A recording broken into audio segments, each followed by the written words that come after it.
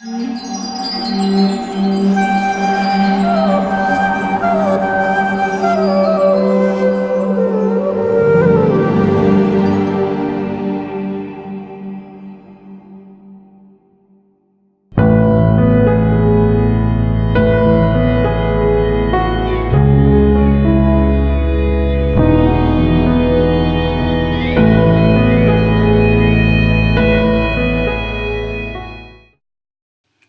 Krishna.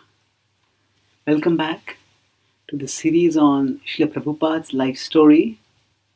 We are now discussing the stage when Prabhupada has written the Srimad Bhagavatam and he is ready to go abroad to share the bhakti wisdom with the world as was instructed by his spiritual master. We'll take a little backdrop to see how Prabhupada prepared himself in terms of his literary production. He started Back to Godhead in 1944. Even before that, he had written some Vyas Puja offerings, some poems, some articles, but Back to Godhead was his consistent offering. And then he shifted between the writing books and the magazine, which he started sometime. He started the writing the Bhagavatam in 1959. He decided this will be his life's magnum opus. He started working on it. But along with that, he was always eager to pursue whatever projects would come his way. And his purpose was to get people to become interested in the bhakti wisdom of ancient India. He felt that if people could just open their minds and start seeing it from a serious intellectual and applicational perspective, then they would find its benefit, they would appreciate its benefit, and then they would apply it. So, the Bhagavad Kathas would be very common in India at that time, but they were more of in the genre of traditional religious ritualism, or we could say even traditional pious entertainment. People went and heard and they thought that they're doing some punya, some pious activity, and if there was something useful they learned, that was considered surplus. So it was not seen so much as something based on which we have to transform our lives. It was seen something more as something we do out of deference to our tradition or religion or culture. Prabhupada wanted to change that. And thus, he was always looking for opportunities to present the wisdom in a contemporarily appealing way. The 1950s and 1960s was the time when the world's imagination was captivated by the space race. The attempt to put man first into outer space through satellites and then eventually into the moon. That had captivated the imagination, and after the First World War, the world had got divided into the Western Bloc and the Soviet Bloc. So Western Bloc had concentrated power on the United States, and the Soviet Bloc, of course, was a huge confederation of countries known as the USSR. So now both of them were competing to be the first to take man into space and first to take man to the moon.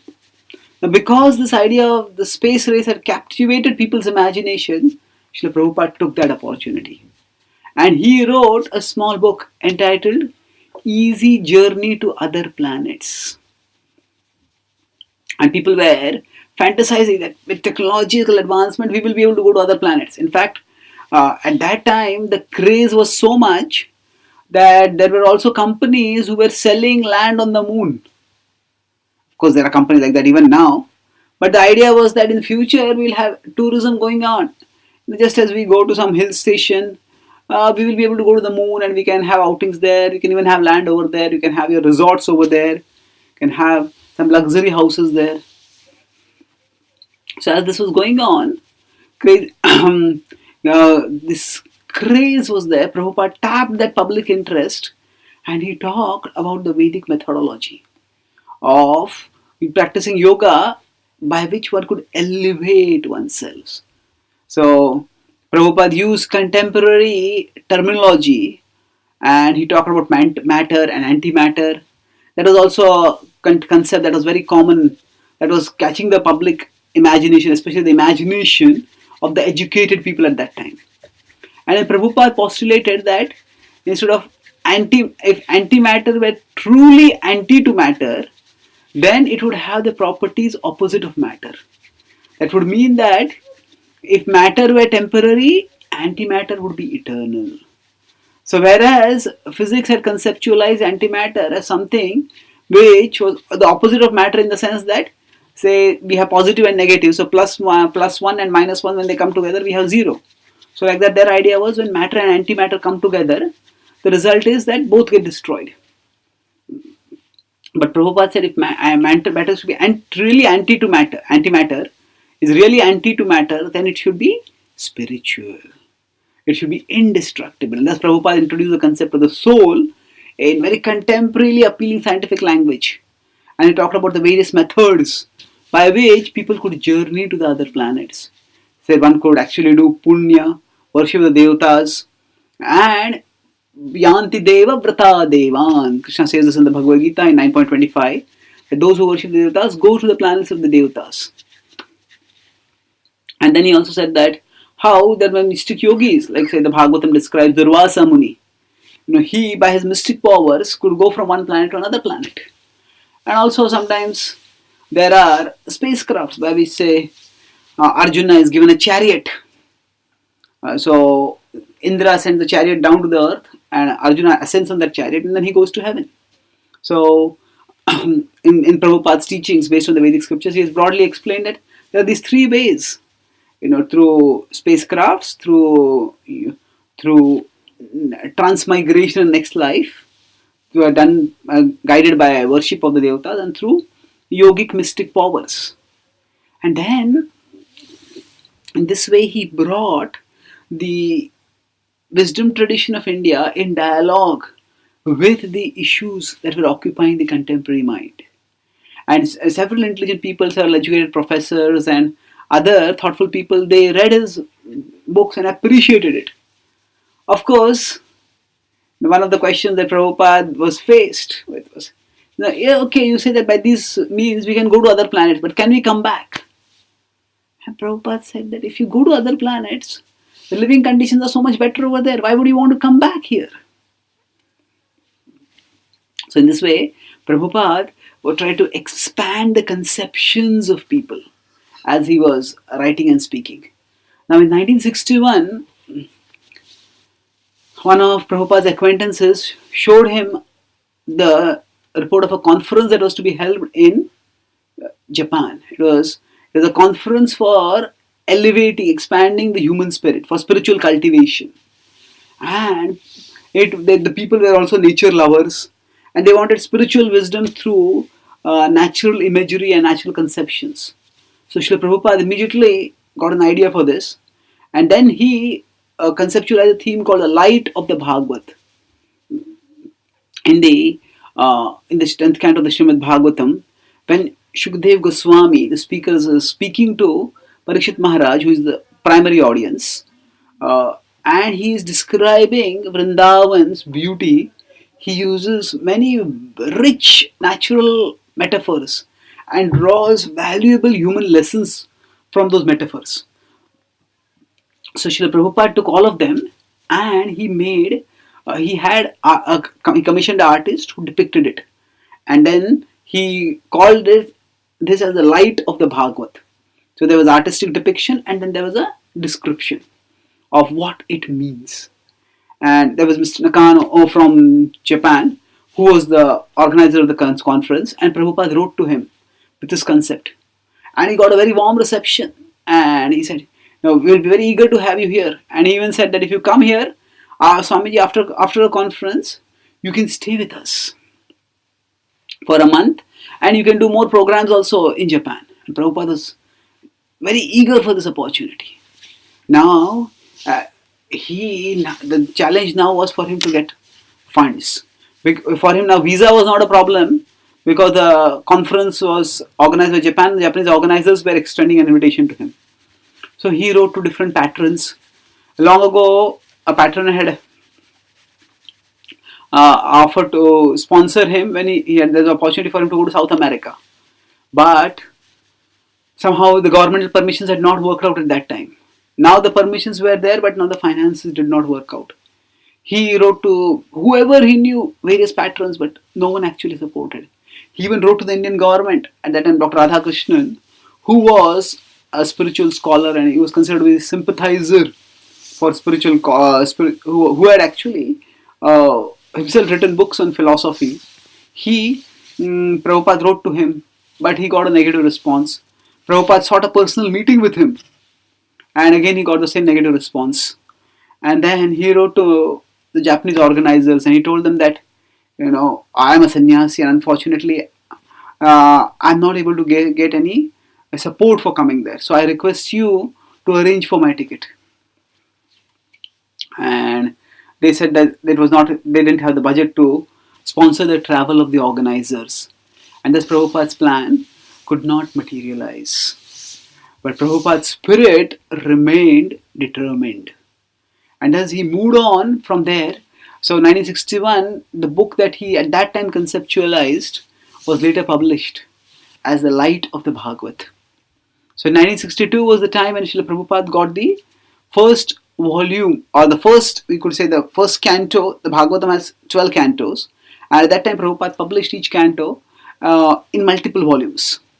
So he got the first volume of the first canto published in 62. In 64, he got the second volume of the first canto published. In 65, he got the third volume of the first canto published.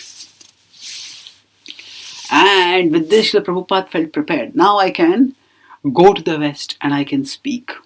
I can share Krishna's message there. He knew that books gave him an authenticity, an authority which could not come easily by anything else. And these were not just small booklets.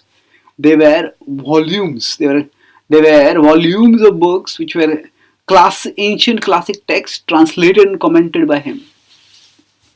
And it also got good reviews from eminent people, including Dr. Radhakrishnan and who was the President of India, and Lal Bahadur Shastri, the Prime Minister of India. So then Prabhupada had been trying for a long time to explore avenues for going abroad. So as he was trying this, whenever he would meet people, he would talk with them about his desire, his aspiration to share Krishna's message in the Western world. And many people would sometimes misunderstand him. He says, "You are a sannyasi, why do you want to go to the West?" Some people would appreciate and they would offer some support. Yes, in the West also we should spare this knowledge. And there is of course the precedent of there were many other swamis who had gone from India to the West and they had got many followers in the West. And there was this idea of national pride which was there, which was what enabled them to move onwards. So they had this idea that, India's national pride will be furthered if some Indian monk goes abroad. So they supported him. And some people said that, yes, I have some contact there, I'll help, I can arrange this. But actually nothing worked out.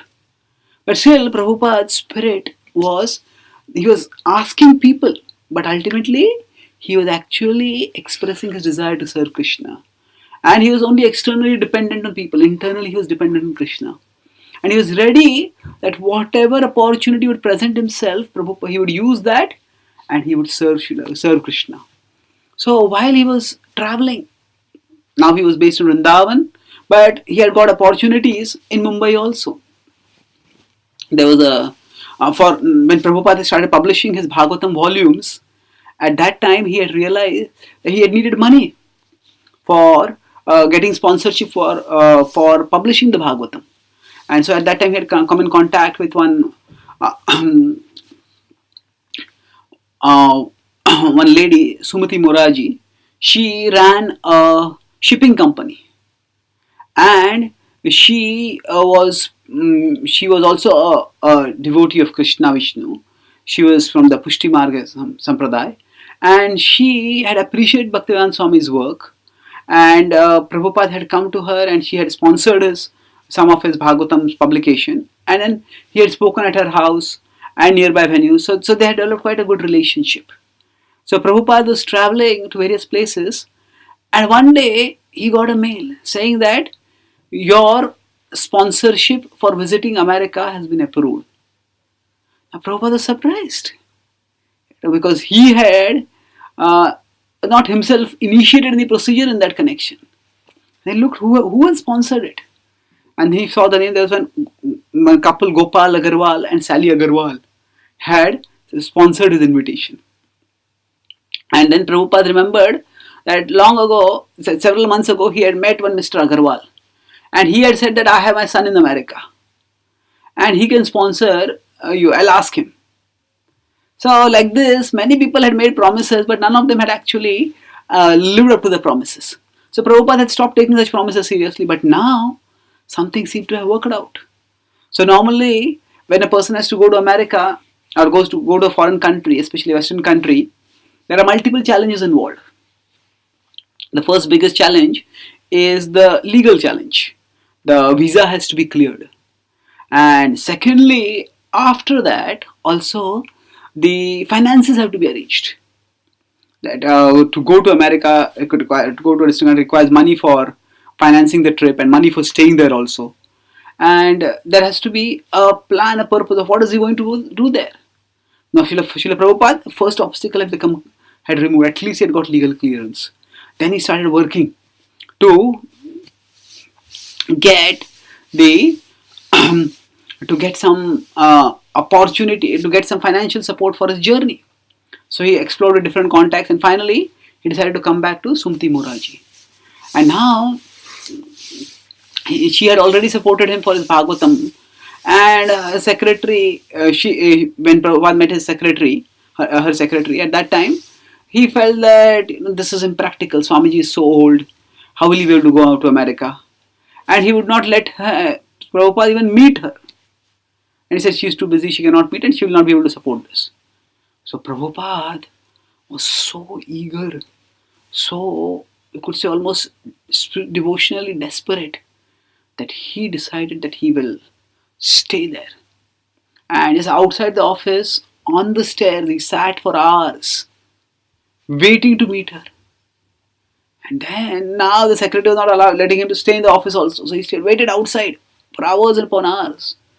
And then when Sumati Moraji, after finishing her office work, she was going home, she saw who is this elderly sadhu sitting on the footsteps, on the stairs outside her office.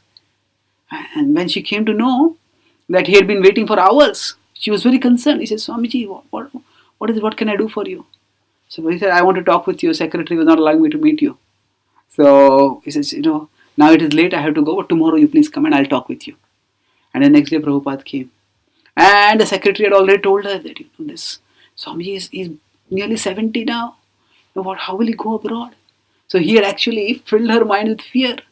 Because somebody sponsors somebody to go abroad. But then, if that person falls sick, if that something happens to that person, then it can lead to not only distress because the sadhu is going to be hurt, but also can lead to legal complications. So she said, Swamiji, you want to go to America, but you are so old, and America is so cold. How will you survive there? So Prabhupada said, I will survive by the blessings of Lord Krishna, by the blessings of my spiritual master. Now I have to. My life's purpose is to carry out the instruction of my spiritual master. My life's purpose, the only purpose I'm living, the only purpose that I'm doing whatever I'm doing is to share Krishna's message. And this is an opportunity I got after many years. Prabhupada said, please, you have a shipping company. Give me one place and one ship. And that is all I ask you. So Prabhupada's fervent appeal touched her heart. And she was still concerned, but Swamiji, your health, you are so elderly. Prabhupada said, I have been living alone as a sannyasi, traveling all over the country. Nothing has happened to me. He says, my health will be all right. You don't worry about that. Please give me passage.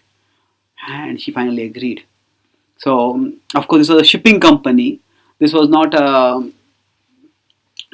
shipping company, means that they were not primarily into shipping passengers. They used to transport cargo. Just like in trains, we have passenger trains, and then we have cargo trains or mail trains, whatever you want to say. So the passenger trains are what? Have facilities for passengers to be carried. Whereas in mail trains, they carry primarily they carry luggage or grains or commodities. So mail trains are not very suited for for the commutation of passengers. But at that time, they had only a cargo ship going America. So Sumti Maharaj said that she would arrange for him to have a place on a cargo ship. And she arranged for a cabin for him, and there was one Captain Pandya who was going to lead that ship, and his wife was also there on the ship with him. And in Prabhupada, he felt a surge of energy within him. He knew that this could be Krishna providing him the big break that he was looking for. Of course, going to America was a huge challenge. Prabhupada had till now not even gone even once outside India anywhere. And to go to America was an extraordinary act of courage. But Prabhupada was ready for it. In fact, his whole life had been filled with courageous acts. He had, even while having his business, been consistently working on outreach. He had, in the middle of the World War, when it was at its peak, he had started printing a book. He started printing his magazines. He had renounced the world, renounced his business, so that he could focus on preaching. He had, in his old age, even when he had fainted on the ground because of a sunstroke in Delhi streets, still he had persevered. So, if there's any characteristic that defined Prabhupada's life, it was courage and adventure in the service of the Lord. But whatever he had done till then, this was going to be the greatest. Yes, there had been many Swamis who had travelled from India abroad, but none of them had travelled at his age. Now, for many people, when they go beyond 60, 70, they even are apprehensive of crossing a street alone. But Prabhupada, what to speak of crossing a street, he was going to cross an ocean alone. And when Srila Prabhupada finally decided to go, he arranged for copies of his Bhagavatam, the 3 volumes of the first canto which he had published. He wanted those to go with him. So he arranged them to be shipped so that they could come on the ship, and then he himself, after making various arrangements in Mumbai, in Delhi and other places, getting the legal clearance, doing everything, he came to Kolkata. And it was in Kolkata that he boarded the ship, which significantly was named Jaladuta. Jaladuta, the messenger through water.